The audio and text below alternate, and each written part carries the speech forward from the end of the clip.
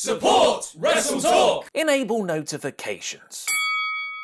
The Shield finally reunite, a main event title change, and Bray Wyatt isn't like most girls. I feel you, Bray. I'm Ollie Davis, and this is the 9th of October 2017 edition of Monday Night Raw in about 4 minutes. The Miz opened the show with the 73rd Miz Awards, more commonly known as the Mizes. Curtis Axel won Most Persistent, Sheamus and Cesaro won Best Supporting Actors, and Kevin Dunn won Best Cinematography for making Raw's audience look well attended. The final Mizzy, however, went to Roman Reigns for taking such a beating last week. This didn't just bring out the big dog, though. He was joined by Seth Rollins and Dean Ambrose. The Shield finally back together. The crowd were going wild. The hairs were standing up on my arm. But this is it. The Shield reunion, over 3 years in the making, was on the opening segment of Raw as part of a lazily written angle. It was great to see the band back together again, but the emotion never went deeper than superficial. Later on, Kurt Angle made it official. The Shield will take on The Miz, Sheamus and Cesaro in a TLC match as the next pay-per-view's main event. Jason Jordan now has the honor of being in Booker T's new Fave 5. Yep, that gimmick's back, beating Carl Anderson in a well-wrestled match. In more formulaic matchups, Elias beat Apollo Crews for the 3rd time in just as many weeks. Elias's singing gimmick gets a great reaction. It's a shame WWE can't follow it up with an engaging storyline. Matt Hardy was the latest to be sacrificed to Braun Strowman as part of the Monster Among Men's post-Brock Lesnar rehabilitation. In true Braun style, though, he's not finished with you, Matt, and he started carrying Hardy's unconscious body up the ramp. But there's some new sheriffs in town, and they all have matching t-shirts from WWE Shop. Strowman fought as best he could, but the numbers were too many, and he was slammed through the announcer's table with a triple powerbomb. It's a triple powerbomb, Cole! Don't force that Shield bomb crap on me! Even though this is nostalgia over story, it still makes my spine tingle every time I see Dean, Roman and Seth back together, even in the numerous replays, which made up 48% of last night's episode. Later on, Miz told Kurt he's adding a 4th person to his TLC team. Braun! Mickie James and Alexa Bliss continued their surprisingly entertaining feud, with Bliss this week playing a newsreel parody of Mickey's career, the WWE stars of yesteryear. This isn't Barry and James, though, as every time Alexa calls out her age, Mickie one-ups her minutes later, like how a decent babyface should be booked. The heel team of Jack Gallagher and Brian Kendrick beat Cedric Alexander and Mustafa Ali. WWE honored Andres Cantor for Hispanic Heritage Month on the same day as Eddie Guerrero's 50th birthday. Call me loco, but I think the latter would have been more appropriate.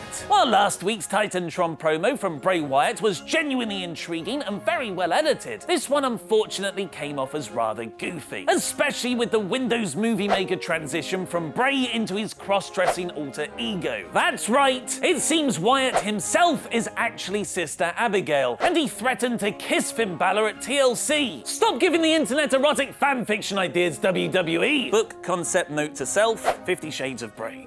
Getting over how much of a big deal Asuka's impending debut is, Raw staged a fatal 5-way elimination match for the right to be her opponent. After a bit more Bayley-Sasha Banks dissension, who were the bestest friends in the whole of WWE, Emma got the eventual win, suggesting last month's reports were true. She was only added to the No Mercy fatal 5-way match to build her up for Asuka's debut victory. Nice knowing you, Emma, because Asuka's gonna kill you. Because Enzo Amore was annoying Kurt Angle again, the Raw General Manager moved his Cruiserweight title defense against Kalisto to the main event tonight. And not just that, the whole division will be acting as lumberjacks on the outside. It turned out to be a cracking main event, with the lumberjack gimmick effectively masking Enzo's lack of in-ring skill and allowing an awesome superplex spot onto everyone on the outside. The match had a real feel-good ending, with Kalisto being raised onto everyone's shoulders as the new Cruiserweight champion. But just like the Shield stuff, this was superficial.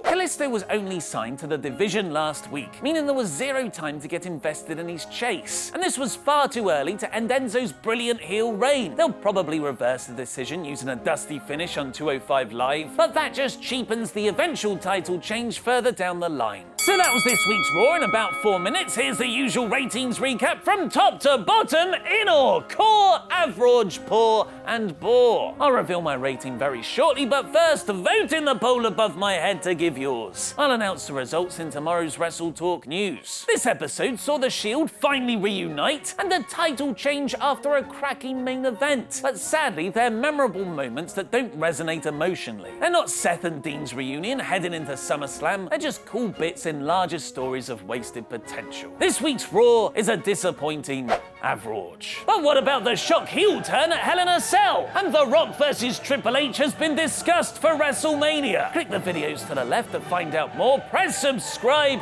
and support Wrestle Talk on Patreon. I've been Ollie Davis, and that was wrestling.